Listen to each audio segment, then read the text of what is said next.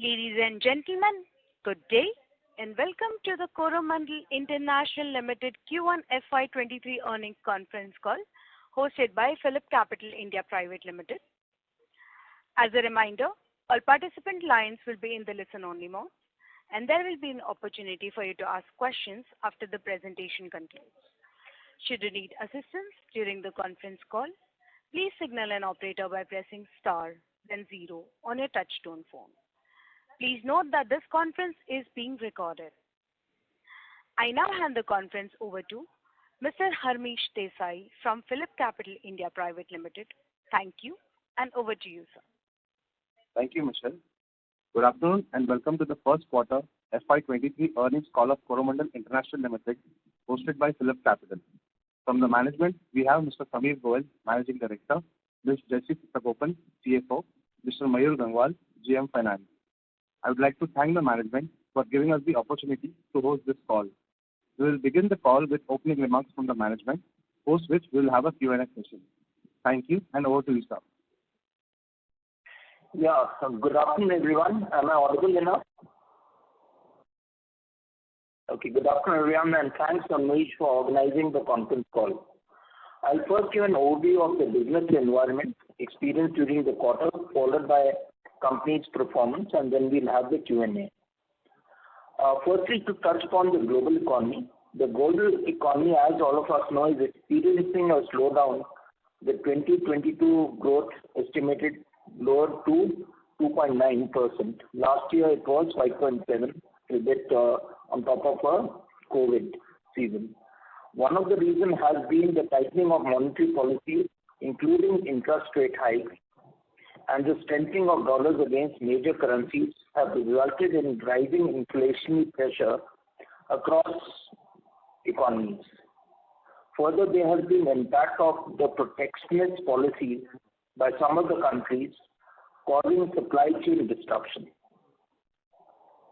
The agriculture continues to be good news. The food price index remains at healthy levels. Of late, there has been slight softening in commodity prices from their peak levels. Going forward, the geopolitical uncertainty, also by the Ukraine war, partly COVID flare-ups and the steps taken by various governments, rising commodity prices, fiscal stress and monetary tightening can have an impact on the economic recovery. It is the VUCA world out there. I think Indian economy has still done better. It is progressing well through the growth rates, which have been slightly revised downwards. Quarter 1 GST collection were buoyant at 4 lakh crores, up 37% year on year.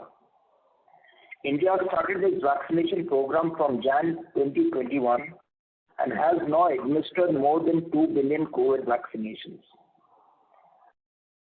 With the vaccination program having covered the bulk of the population, the economic momentum is building up and India is likely to remain the fastest growing large economy in the world.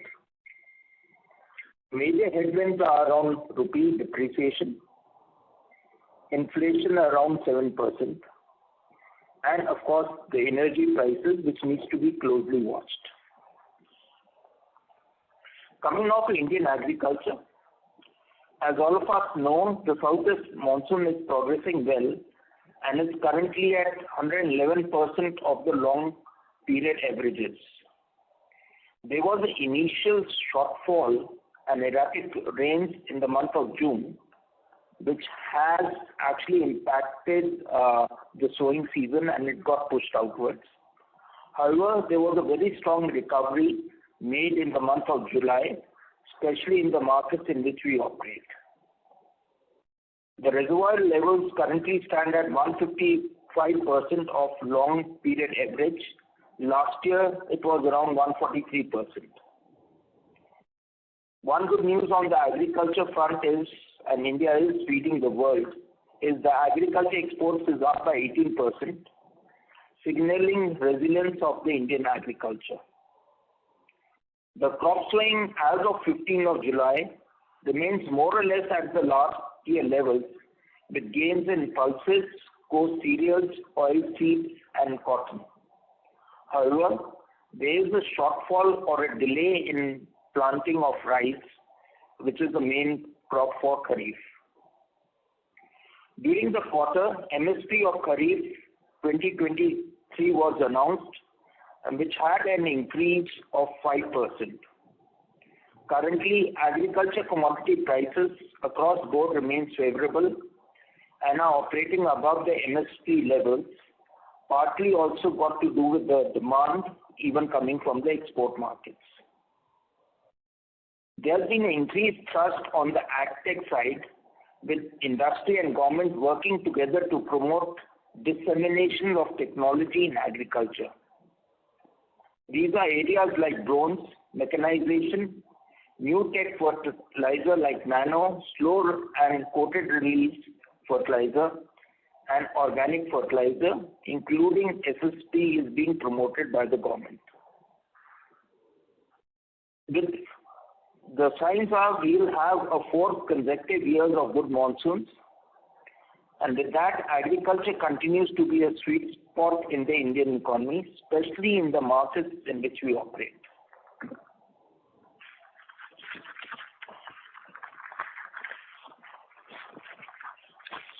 Coming to the fertilizer industry performance, global prices of key commodities continue in Q1 and have resulted in higher prices and delay in receiving shipments. The industry witnessed higher prices of key raw materials due to the supply disruption caused by Russian-Ukraine war and also emergence of COVID wave in China and the protectionist or regulatory policies being followed in China. However, in the last few weeks, we are seeing signs of cooling of some of the raw material prices. The government from its side has done well in terms of ensuring that raw material is made available, including having certain deals with Russia to ensure at least some of the critical raw material is made available to the farmers here, and also having some long-term tie-ups with other nations to use their diplomacy. For the quarter, DAP complex fertilizer industry primary volumes were up by 23%. Currently, it is at 53.8 lakh metric tons versus 43.7 lakh metric tons last year. This is largely due to the higher imports of DAP. While the government has announced increase in subsidy, there was some delay in payments of NPK in quarter one, which has impacted the cash flows of number of companies. However, urea subsidy has been paid on time. Like I said, the NBS rates for 22-23 were announced on 27th April 2022.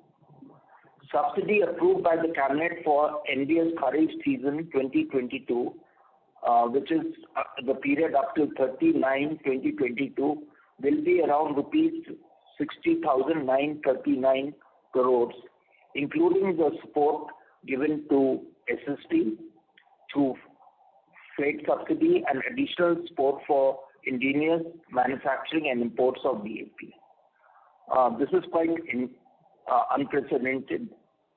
As per the requirement of the industry, while the total year budget has been over 2 lakhs, the requirement could be 2.5 lakh crores. Coming now to Coromandel Performance. Despite all these uncertainties in the international market, Coromandel has displayed a strong performance during the quarter, registering good growth across the business segments. As mentioned, this is quite creditable given the uncertain business environment, the geopolitical uncertainty, supply chain disruptions, and firm raw material pricing scenario. We registered a revenue growth of 57% during the quarter, driven by both nutrition and crop protection business. This was due to also the higher subsidy which was available, leading to the turnover growth. And also in the non-subsidized business, we were able to pass through the raw material prices cost. Our main aim of Coromandel was that agriculture inputs are made available to the farmers in its key operating markets and also continue to promote balanced nutrition, including organic fertilizer, which helps to rejuvenate the soil and improves farm productivity.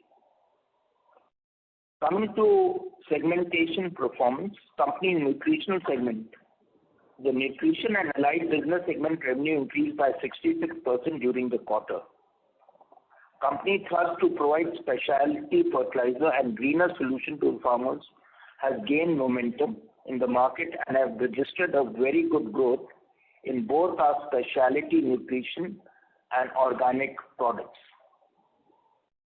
On the sale front, in quarter one, DAP and complex volumes were at 7.3 lakh tons, slightly lower than last year, which was at 7.8 lakh metric tons.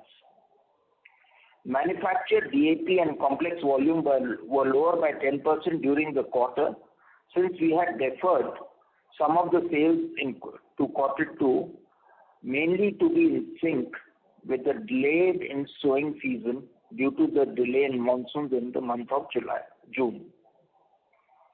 Imported product volumes was higher by 170% during the quarter. Company market share in quarter one for DAP and complexes was at 13.5%.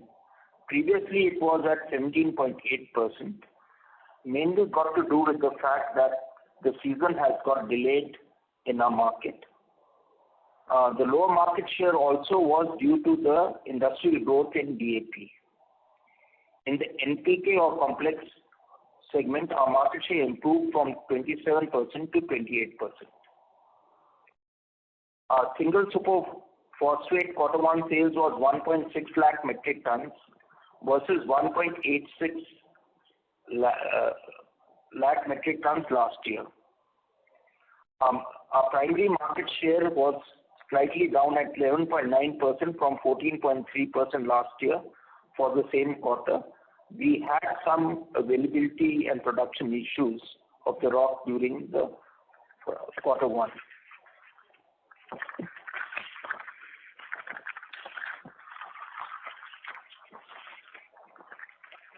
Our commercial and social team did very well to ensure timely availability of raw material to enable continuous production at our manufacturing plants. During the quarter, our DAP and complex fertilizer plants operated at 91% capacity and produced 7.9 lakh metric tons of fertilizer, up by 32%. This augurs well for the coming quarter two's kharif season. Our phosphoric acid production continues to remain high during the quarter with a growth of 27% at 1.12 lakh tons. Our key capex projects are progressing as per plan. The work on the sulfuric acid plant is progressing well, and the commissioning of the plant is expected in quarter one FY23. This is part of our backward integration and to ensure that we have our own sources for raw materials.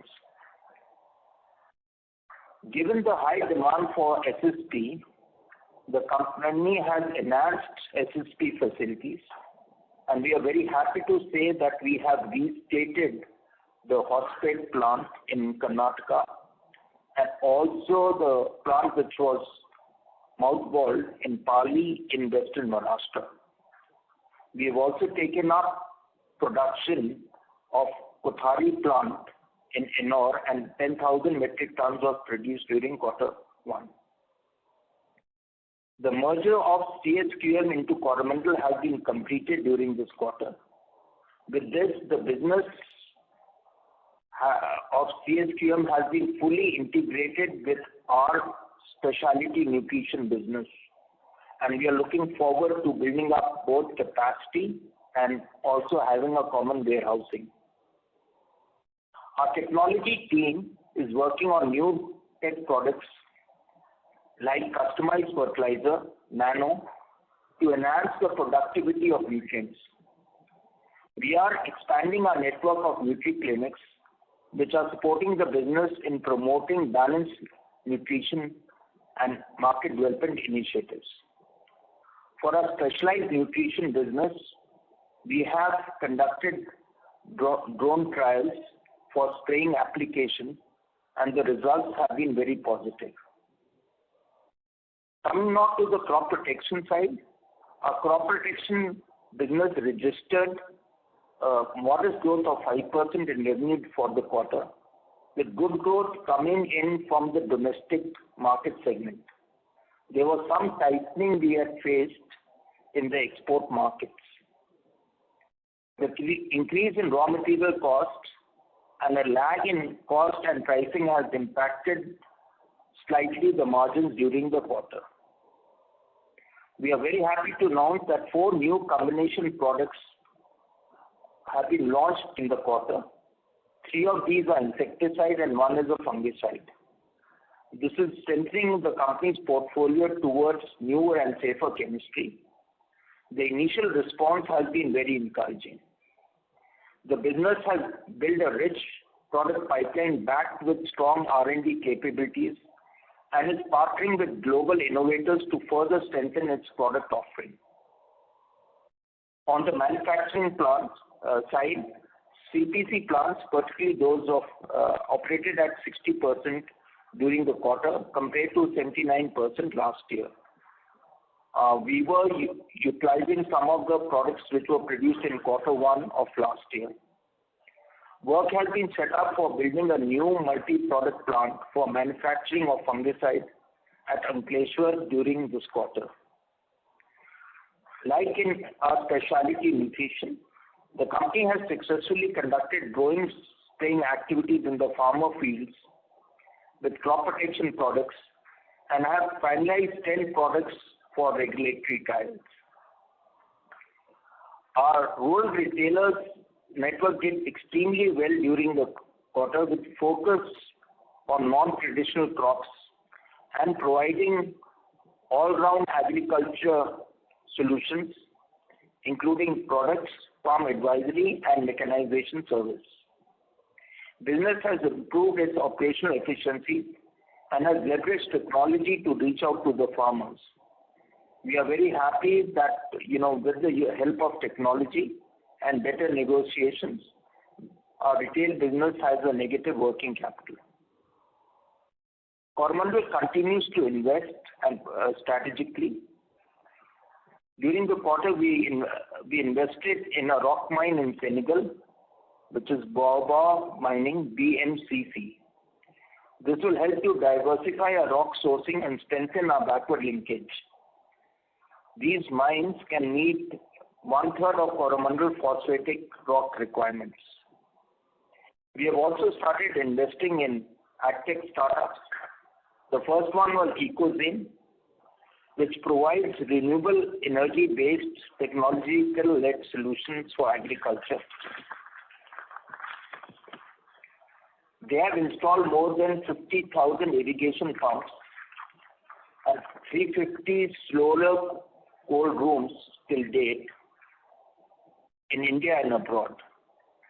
We have also invested in a biotechnology startup called Stick Bio, which basically uses ammonia and methane to have ferment-based products targeting at agriculture, animal and human nutrition.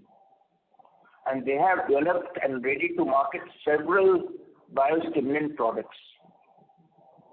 As we had mentioned last time, our digital transformation journey continues. We have made significant steps in the last 1 year with the adoption of business intelligence dashboards, Salesforce productivity tools, and robotic process automation in our manufacturing and our supply chain, which has helped to improve processes, efficiency, and forecasting capability within the organization. We are witnessing adequate monsoon coverage and high reservoir levels, which will augur well for not just Kharif but also for Rabi in our key operating markets. We are ensuring timely availability of agri inputs to the farming community through our vast dealer network and our retail network. Coromandel, with its diversified presence in agriculture value chain, will continue to provide balanced nutrition and integrated pest management solution to maximize farm productivity. I'll now hand over to Jayashree to talk about company financials. Over to you, Jayashree. Thank you. Thank you, Sameer. I will now proceed to provide an update on the company financials. As far as the turnover is concerned, the company recorded a consolidated total income of rupees 5,783 crores during the quarter, vis-a-vis rupees 3,686 crores in the same quarter prior year. This registers a growth of 57% for this quarter. Nutrients and allied businesses contributed to 89% share. The remaining 11% comes from the crop protection business for the quarter. Subsidy versus non-subsidy share of business stands at 83 and 17% during the quarter. Previous year, it was 76 and 24%. The consolidated EBITDA for the quarter was 87 crores against rupees 486 crores of last year. Ma'am, I would request you to again repeat what you said just now, a line, as your voice was breaking in the middle. Okay. On the profitability front, the consolidated EBITDA for the quarter was rupees 687 crores as against rupees 486 crores in the last year. In terms of subsidy, non-subsidy, the share stands at 78% and 22% during the quarter. During the previous year, it was 75% and 25% respectively. The net profit after tax for the quarter was rupees 499 crores. This is in comparison to rupees 338 crores for the corresponding quarter last year.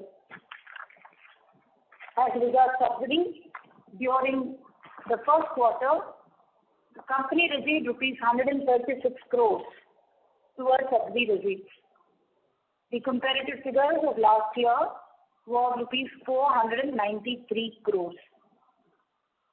Subsidy outstanding as on 30th June 2022 was at rupees 2,731 crores versus 1,149 crores during the previous year.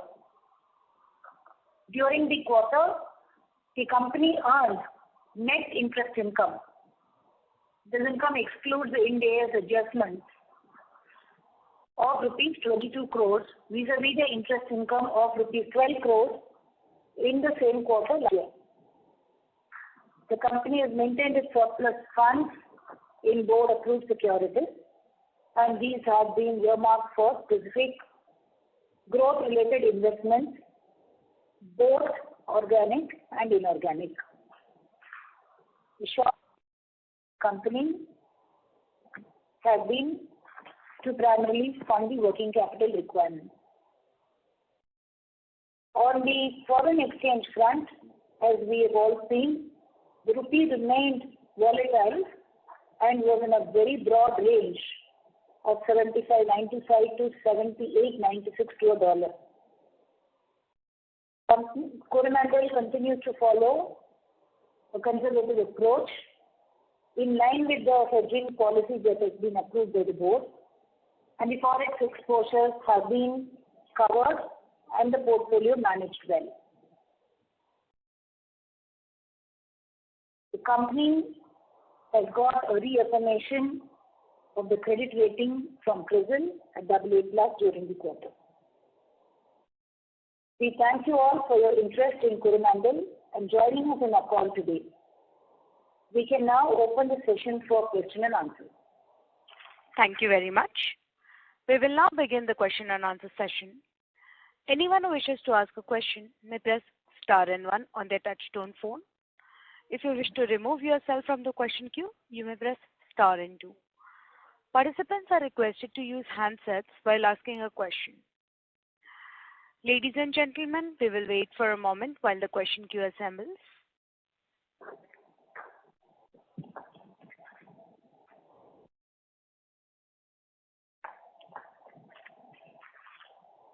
The first question is from the line of Tarang Agarwal from Old Bridge Capital. Please go ahead.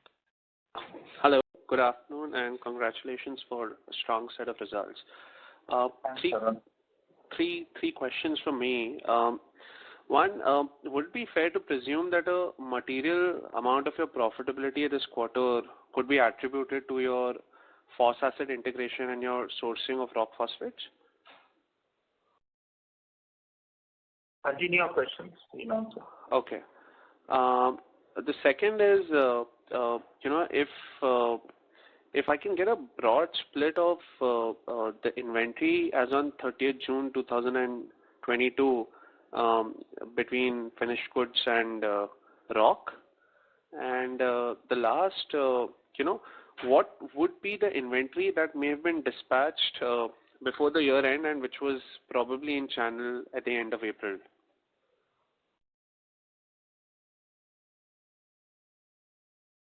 Great. Thanks, Tarun, for your questions. The margins for the quarter obviously has been contributed by the backward integration strategy of Coromandel. The PA plant 1 and 2 at Vizag have been fully operational, and currently the team is also working on additional debottlenecking if possible. While PA integration, the backward integration has given us the fill in the margins, it is also to be noted that there are other areas where the company continues its focus, like smart sourcing, where the commercial team have looked into various sources of raw materials and ensure timely availability. I think the flexibility that the manufacturing teams have exhibited in processing different grades of rocks and acids have also positively contributed to the margins.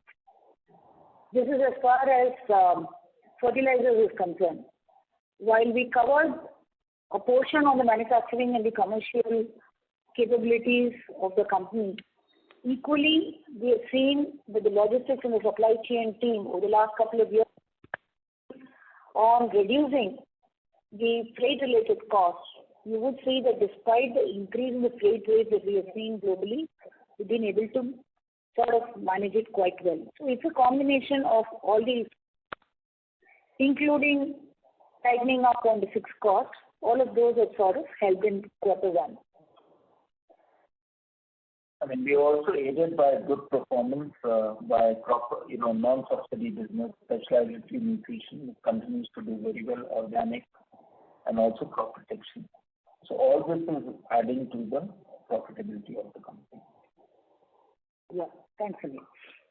And I do not have immediately a hang of the inventory value between FG and rock. The channel inventory, the channel inventory numbers, I think we can give it to you offline. Yeah. Okay. But the position is much more better than in the past years. In the past years, and the channel inventory is there, and we are waiting for the season to start. So that's going to help us. Yeah. Got it. Better than what it was in end of March. Got it. And just last follow-up, in crop protection, did we see volume growth in Q1 FY23 versus Q1 FY22? Yeah, among different molecules that we had, in few of them we have seen a volume growth. And businesses like domestic and the B2B business, Indian business saw volume growth. There was some pricing pressure on the export market. Got it. Okay, that's helpful. Thank you, and all the best. Thank you. Thank you. Ladies and gentlemen, in order to ensure that the management will be able to answer questions from all the participants in the conference, please limit your questions to 2 per participant. Should you have a follow-up question, please rejoin the queue. Thank you. The next question is from the line of Bharat Seth from Quest Investment Advisors Private Limited. Please go ahead. Hi, congratulations, Samir and Jayshree, on good set of numbers. Samir, my first question is related to the change in the mix of the business. See, in FY21, our DAP, and normally in Q1, DAP used to remain very high vis-a-vis complex. Then last year and this year, we have seen that DAP volume has been substantial, almost 50%, what was 2 years back. So can you give little more color, and is that also because is helping us in improving our EBITDA per ton, and all the benefit of this backward integration that you spoke about, sulfuric, then phosphate mine, and when that will start really playing out, and some color, how much, additional contribution per ton we can have? I'll just answer your first part of the thing on the complex. As you know, we are a balanced nutrition provider. DAP is mainly high on phosphate and also on nitrogen, which is in a way not required for the crop, and mainly it's a product for the north and the central market where the demand is. Even there, as part of our foray and also as part of government foray to reduce the dependence on foreign, imported DAP, we are promoting a single superphosphate, which used to be the fertilizer of choice. So the government is also promoting because single superphosphate, most of the raw materials are available within the country. And that's the reason we have seen a spurt in the demand of single superphosphate, including promotion. As far as we are concerned, we just don't sell single superphosphate. We have a single superphosphate plus, which also has other beneficial materials for the crop and hence the farmer. So that's been our foray that we will continue to, focus, which is what our market demand is on the NPK. The one thing for a slight surge in demand for DAP has been the pricing cap on DAP, which the government wants to do to ensure affordability to the farmers, particularly in West, where it's a more price-sensitive market. And that's the reason why you see the Q1 sales of DAP going up. While for us, our season will begin now in Q2. And in NPK, our market share has also improved. The second question you want to ask? Yeah. The second question is in terms of what would be the EBITDA per ton margin in terms of guidance that you wanted to understand from us. I think it will be in the same range of 4,000 to 4,500 rupees per metric ton, at least for the current year, right? Because there are several headwinds where the industry is facing, that the company is facing. We have seen the raw material prices have been very high. And of late, we are seeing some sort of a softening happening, which is primarily for urea as well as sulfur. Phosphate acid is still high. Ammonia is going even higher. So there are quite a bit of headwinds at this point in time. Our backward integration will help to offset some of these. Having said that, 4,000 to 4,500 is something that we can definitely look at for the year, and as there is any opportunity, the company will try to see how we can maximize and improve it further. Sorry, Jayshree, my question was, the backward integration, other process that with sulfuric acid and acquiring a rock phosphate mine, and when that will start playing out, and how much additional contribution can come from there? Oh, okay, sorry. Now, on the sulfuric acid, it is going to be commissioned in next year, around the second quarter. The plant has been progressing well. Correct. The work going on full stream. As we indicated earlier, the main purpose of setting up the sulfuric acid plant is to ensure supply security. Because today we are importing. We can't have that high level of import of sulfuric acid into the country. Coromandel is the largest importer of sulfuric acid. Therefore, it is more of a supply chain security. And once we have part of the acid coming from our own plant, it will also help us better in negotiation. So that's the way I would look at sulfuric acid. plant that is coming up in Vizag. On the BMCC mine, as I was mentioning in the last conference, it would take about 3 years for us to get the maximum throughput from the mine. They have started commercial production. We have received one of them. There is good amount of work that is required to ensure there is scale-up happening so that we can get the maximum out of it. The cost of mining also will be determined during this period. So based on that, definitely we will get a benefit. But more importantly, having our own source of getting rock will also help us to negotiate better with the other rock suppliers. Okay. Thank you and all the best. Thank you. Thank you. The next question is from the line of Vidit from IIFL Securities. Please go ahead. Hi, good evening, afternoon, and thanks for taking my question. My first question was on the EBITDA margins of the nutrient and allied business. So, there have been companies that have reported numbers who've made, one-time benefits from inventory that is sold post-March and higher subsidy realization on that inventory. Would you be able to quantify what the number for Coromandel would be in this quarter, and has that driven, such a high performance in the business? So, well, in terms of the additional subsidy that comes in from the government on the opening inventory, this primarily happens when there is a point of sale or the final liquidation that happens from the retailers to the farmers. Moreover, during the quarter, as we read out, the subsidy disbursement from the government has been very low. We received somewhere close to about 136 odd crores of subsidy only during first quarter.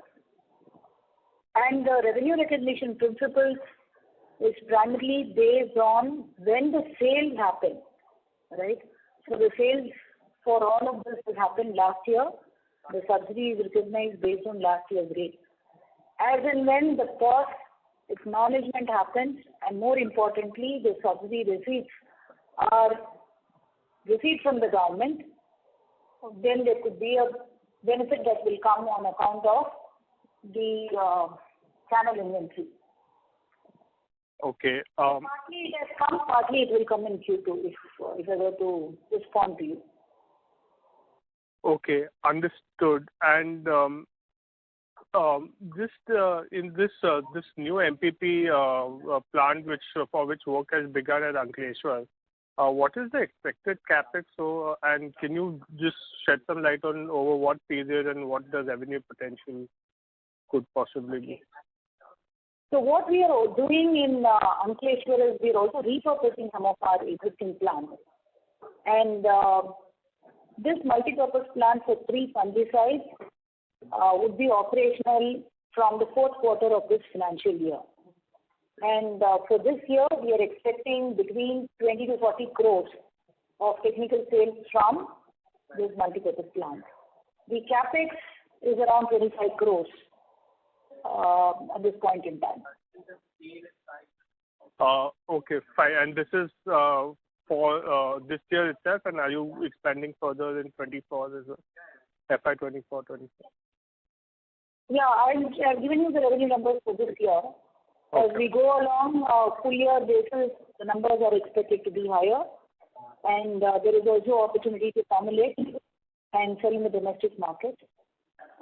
So this is purely for the current financial year. Okay, understood. Thanks so much for taking my question. Thank you. Thank you. The next question is from the line of Vishnu Kumar from Spark Capital. Please go ahead. Thanks for your time. Wanted to understand firstly on the pricing that you mentioned on DAP and other NPKs, which is causing a distortion in the demand structure between DAP and NPK. Given this backdrop, for the rest of Kharif and let's say even for the Rabi season, would we start switching more towards a production towards these products, or we'll continue to only be on the NPK side? Because generally we have only 2-3% of DAPs which we manufacture. So our focus will be on NPK, and they will be, because that's the demand which is there in the market. One of the things which we'll be doing is to promote the low P grades which the farmer wants. So that's something which will continue, which are also attractive. Some of the grades which are high P, we, as and when the demand improves, we'll be producing. But the strategy will be towards NPK. Got it. And my second question is, in the past you mentioned that if we want to, or rather if you want to consider further capacity expansion in the fertilizer business, we would probably keep looking for more sources internationally and probably backward integrate. In terms of where you want to be, have we almost reached there in terms of what we want to achieve? And can we expect some kind of a further capacity expansion in the fertilizer? And also if there is any large program that you have in the agrochemical, if you could help us understand. Essentially because we have a substantial cash that we have built in. Just trying to understand that in the next couple of years, should we expect a large deployment in both the businesses? Yeah. Vishnu, the focus currently is in terms of three things. One, completing the backward integration at Vizag. We've completed the PA. Now we have to get SA also completed timely. Second, we are looking at the investment in BMCC, which is our mine in Senegal, and getting the mine fully operationalized, because that is going to take some time. We are new into the mining business. We are a strong partner there. We'll have to see how the mines are fully used up and we're able to get the rock supply as we have contemplated. Third, we have two JVs, Tiferta and Foskor. There is enough to be done at these two entities to ensure that they are fully operational. For some reason or the other, they have been facing some challenges, either due to availability of raw material or some social unrest issues, say for instance in Tunisia. The focus is to have our people there help these JVs turn around. So these are the top three priorities at this point in time for the fertilizer business. Having said that, there is some debottlenecking opportunities that have been identified, which could definitely add to our capacity at both Kakinada and Vizag. I believe this can come all the way up to 2 to 4 lakh tons of finished goods. And more important, on the single superphosphate, we have seen an additional demand that has been coming in. And there we have expanded our capacity, moved more into granulation. The new leased facility at Ennore is fully operational now. Partly we have revived the plant which was shut down for almost 5 years. Production has commenced last month. We are also contemplating what needs to be done at our plant at Raebareli. So the strategy is to see how we can provide more of single superphosphate with a lot of enhanced nutrition in it. Very recently, our R&D teams have also come up with a new variety of SSP where it can combine the base SSP with, say, for instance, nitrogen, which can be very helpful for the soil. So that is also being contemplated. So that's the plan as far as fertilizer is concerned. On the crop protection front, PP has been initiated as per our earlier plan, and it should get completed in the fourth quarter of this year and be fully operational. The business is also looking into another MPP, which would be mostly for herbicides. They are currently working on the proposal. There the investment could be 200 to 300 crores. So that's something that they're working on. Apart from this, there is also plans to see how we can expand our biopesticides, where we are currently getting neem seeds and processing them for AZA content. So we are looking at not just seeds, but also fruits, and also sourcing from different markets. So there is likely to be capacity expansion and also some footprint expansion. So these are the current areas that we are working on. And also to add to what Jayashree said on our specialty nutrition and also organic, the whole aim is to, strategically, instead of relying on trading, which mainly comes from and importing the products from China, we are looking at how we can get the full value by products. So those plans are already in place. We have also put up a liquid fertilizer pilot plant. The initial results are very good. And we'll be setting up some new technology products soon, as and when the trials are completed. So you watch this space. Got it. Thanks. And one final is where my squeeze. So if you could just give us the inventory gain, if any, this quarter. Inventory gain, I think you answered the yeah. Okay, ma'am. Thank you. We can take it offline, but not really clear. Okay, sir. Thanks. Thank you. The next question is from the line of Resham Jain from DSP Investment Managers. Please go ahead. Sorry. Just 2 data points. One, sorry, excuse me. You used to give these 2 numbers, claim pending to be acknowledged and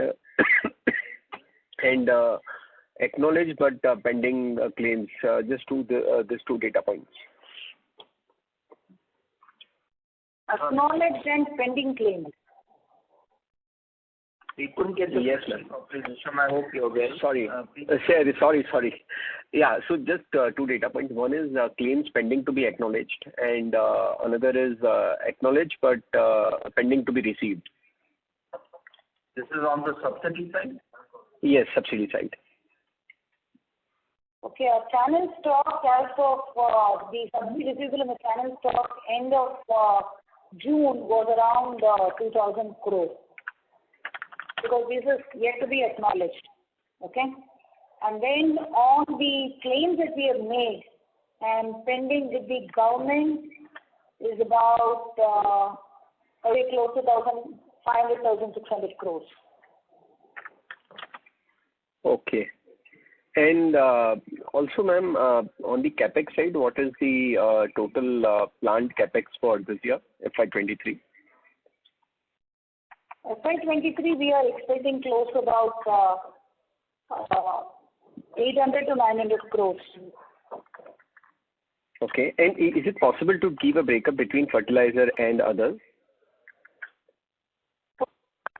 In the region of about... Ma'am, could you please repeat? Your voice was breaking. Fertilizer would be in the region of about 600 to 650 crores. This includes the sulfuric acid plant, it includes the work that's happening in all the SSP plants, and then the normal capital expenditure that happens on a year-on-year basis. And then there is the capex that is being planned for crop protection chemicals. This is about 150 to 200 odd crores. Okay.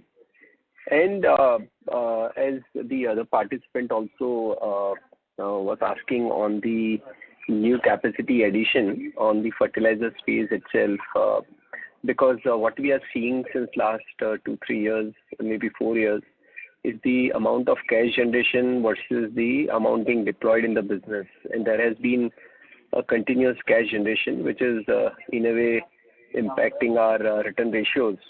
So if you can just highlight, because this year also the cash generation versus your capex seems to be, you will still generate free cash flows, and you already have a large amount of cash sitting on books. So if you can just explain what is the thought process on the capital allocation side.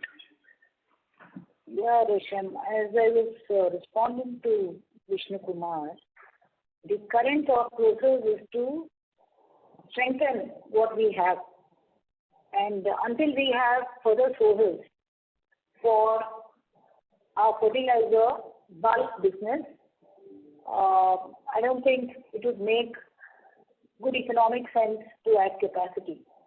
At the same time, debottlenecking efforts are going on. It is not only for the granulated products, but it is also for our phosphate plant.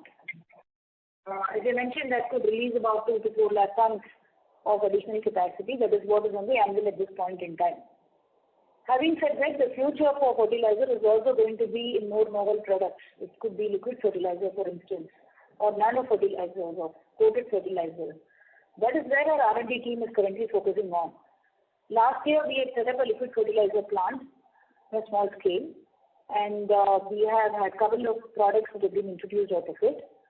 We are currently undergoing testing for a few other products, and as they get approved through the SCO, we should be in a position to see how we can scale up some of these liquid fertilizer plants, because these are going to be the future products as far as we can see it going.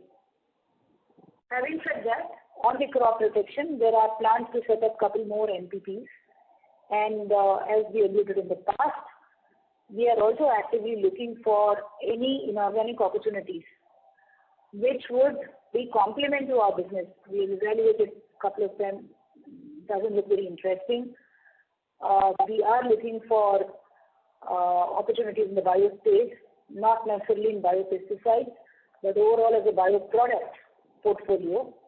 So these are some areas where we are looking at deployment of our capital.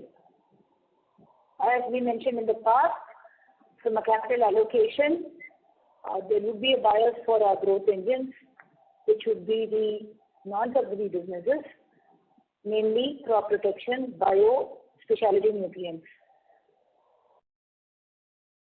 I hope.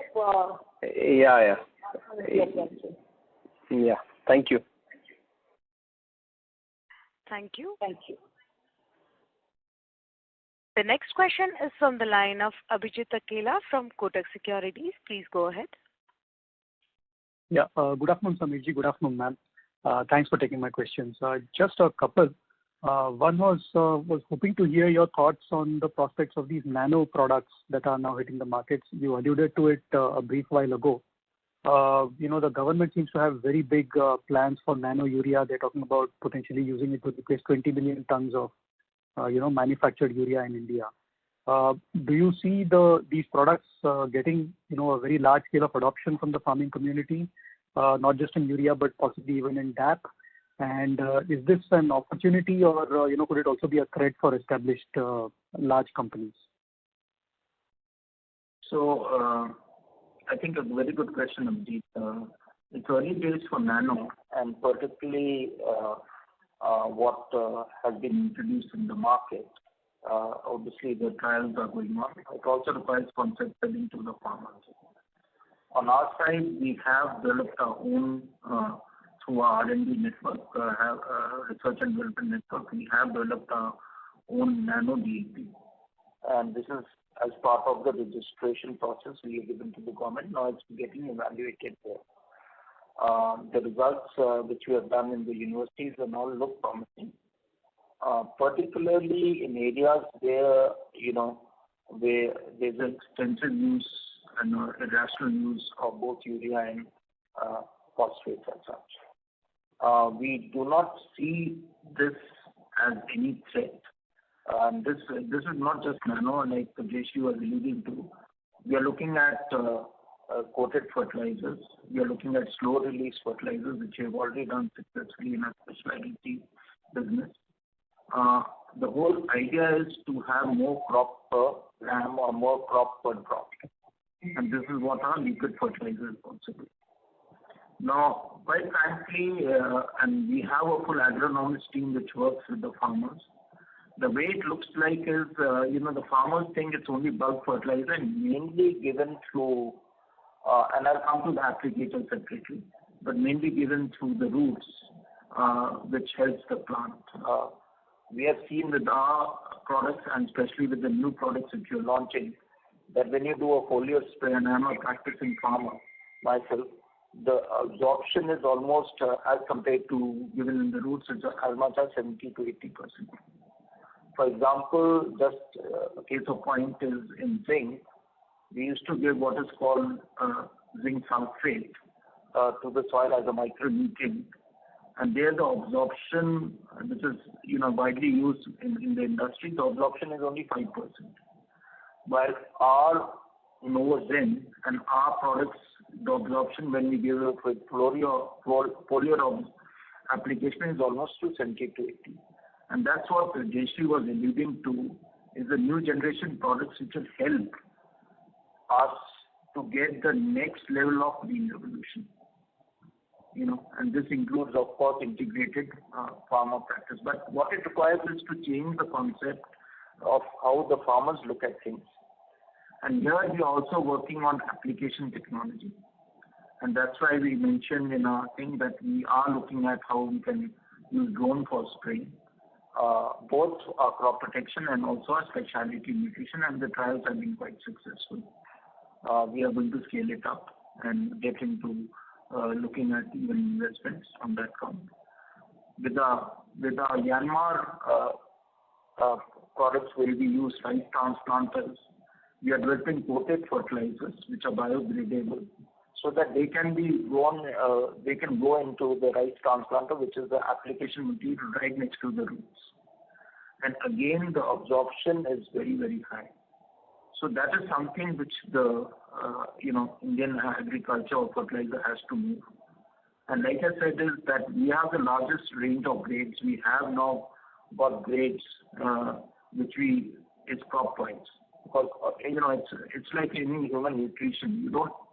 Each person doesn't require the same type of, yes, the basic needs are there, but then it is the secondary and the micronutrients which will make all the difference. And that is something which we are working towards with our agronomist team.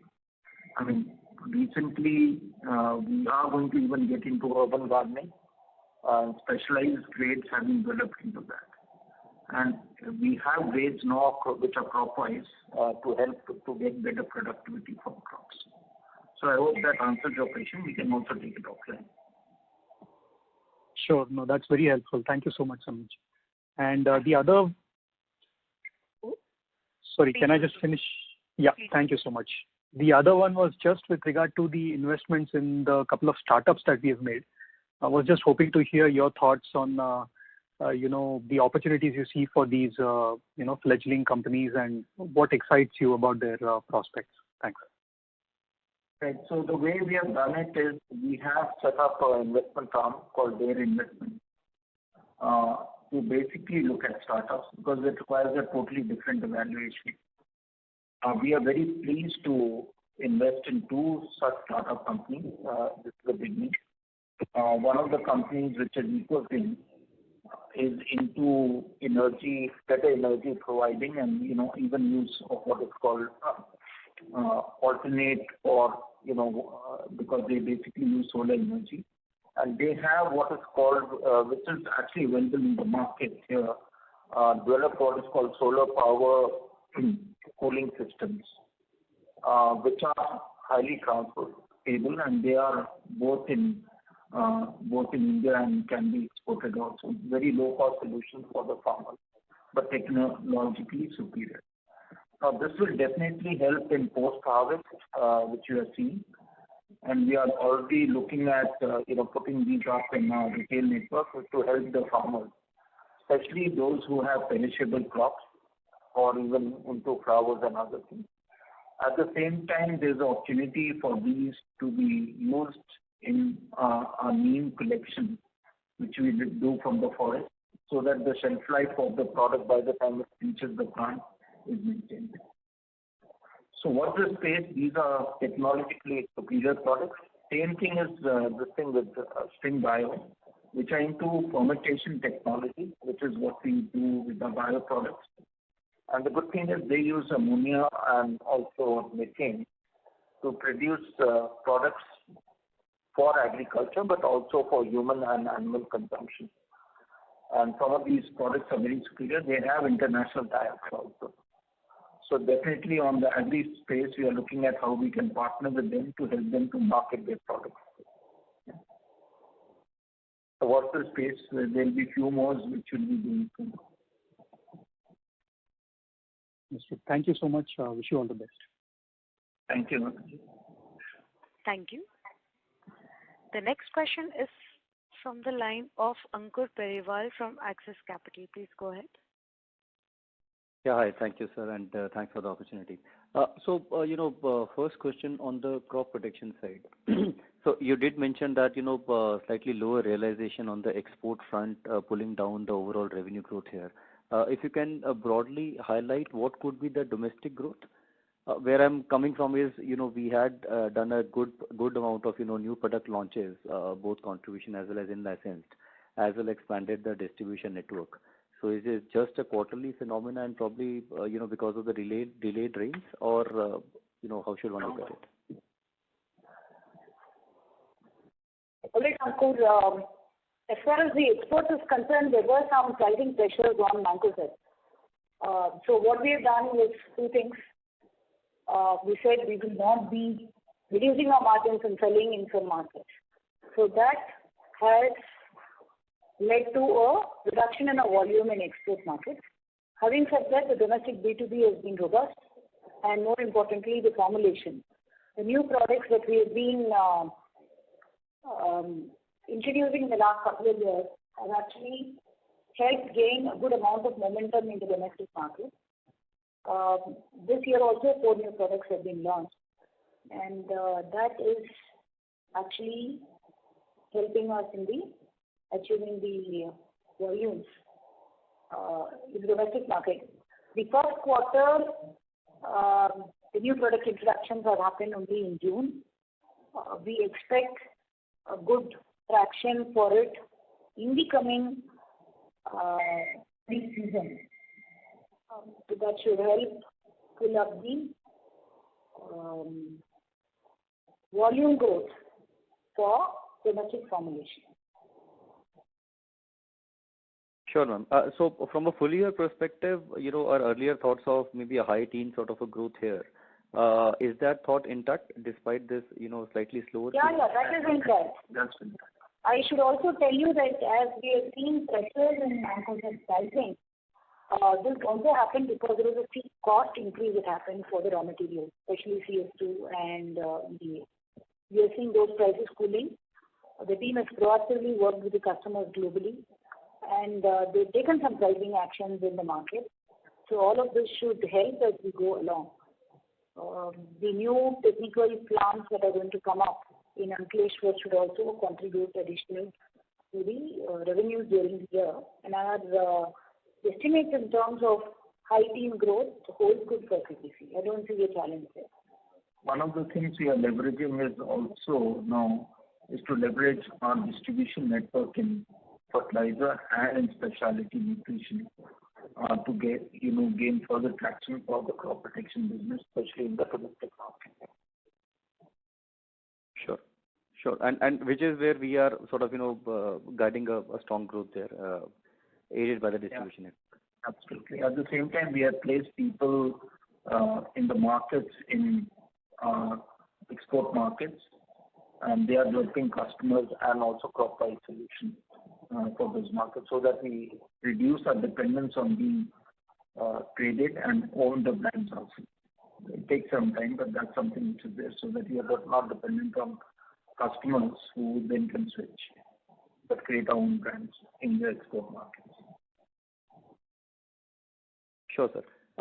Second bit on the fertilizer side. I'm sorry, I'm harping again on the same bit. Where I'm coming from is your guidance of around 4,000 to 4,500 rupee EBITDA on a per ton basis.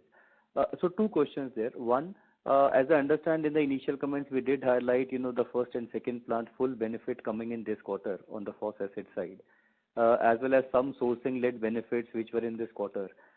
So were these benefits, especially on the sourcing side, one-time in nature, and hence we are still maintaining our earlier guidance of 4 to 4.5? Because if I do my back of the envelope workings, our margins, even if I adjust for the inventory gains, is still much higher versus what we do last year on a year-on-year basis. So just wanted your thoughts there. Yeah, Ankur, you're right in a way. Given a lot of uncertainties in the way the RM prices are behaving, right? We're not too sure how the second half of the year is going to be. Added to it, The NBS rate that has been announced by the government is only for the Kharif season. If there is any cooling in raw material prices, we will also see corresponding reduction in the NBS rates and the subsidy realization. So factoring in all of this for the full year, I think this 4,000 or 4,500 would be a good estimate. But as I mentioned earlier, the intent is to see how to grow it. And that's where all these measures in terms of backward integration, cost optimization, digitization, automation, everything comes into play. So there could be definitely upside. But at this point in time, it is a cautious approach because there are too many unknowns. We never expected the raw material prices to go this crazy last year. And it continues to be high, except for a couple of commodities wherein we are seeing that easing has happened. Still with the Russia-Ukraine crisis going on, we don't know how the ammonia prices are going to be for the rest of the year. And therefore, I think it is prudent to assume 4,500 at this point in time, with definitely opportunities that could be there for further margin expansion. Sure, ma'am. That's helpful. And just one clarification, if I may. Samir sir did highlight it towards, the nano fertilizers as well as the pilot that we are doing on the liquid fertilizer front. Just trying to understand from a timeline perspective, is it something that one should, look forward to maybe in the next 1-2 years, or it is more medium term or longer term thought or investment opportunity there? So the liquid fertilizer plant is already over. We have introduced this product in the market, and the traction is very good. And it's a multi-purpose plant, so even nano can get made there. The whole idea is that, as we find the traction, we will then scale it up on that count. So when we talk about it, it is happening now. As far as the nano is concerned, we have filed the application and waiting for the approvals for that. But it's a different way of, doing nano as compared to what was doing. Sure, sir. That's helpful. How much time does it take to set up a liquid fertilizer? So theoretically, if you want to scale this up to a bigger plant. We already set it up. We did the pilot, and that was a challenge. But the technology team did very well in setting it up within 9 months period. I think that then it's a question of how much scale up we want to do. We'll obviously do it in stages. So it's not something which is very difficult. Sure. Now that we know the technology and we have proven that we can produce very good product for it. Yeah, the first pilot plant that we set up for liquid fertilizer took us less than a year. Less than 9 months. Yeah. About 9 months or so. And set up on a modular basis. So as we get the new products approved, we don't see it as a challenge. Okay, great, ma'am. That's good to hear. Thank you and all the best. Thank you. Ladies and gentlemen, that was the last question for today. I now hand the conference over to the management for closing comments. Hi. So firstly, thanks everyone for joining in. Appreciate your interest. It is a VUCA world. But I think what is very helpful is that the monsoons have so far, and we still have to wait for the August month, but so far has been very good. In fact, if anything, but excess. This will also help the reservoir and also flow of water through the canal, and also will help the Rabi season.